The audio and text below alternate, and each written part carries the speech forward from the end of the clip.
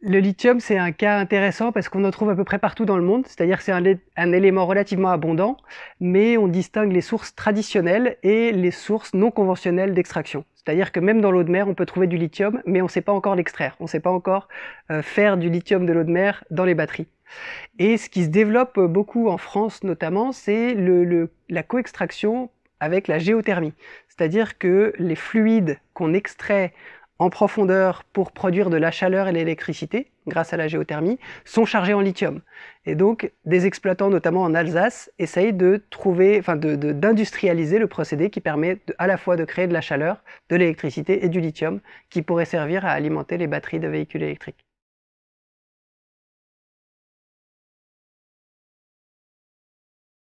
Les filières traditionnelles fonctionnent en fait avec l'évaporation naturelle dans les salars d'Amérique du Sud, où là finalement il y a très peu d'utilisation d'énergie pour produire le lithium.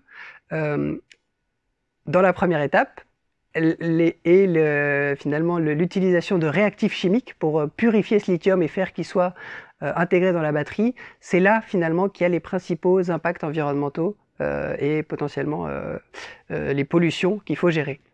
Et d'autres types d'extraction du lithium construisent à le trouver dans la roche, donc à broyer la roche, donc ce qui demande beaucoup d'énergie au début du processus, mais qui finalement, si les étapes sont bien faites par la suite et les réactifs chimiques sont différents, peuvent être équivalents aux autres méthodes.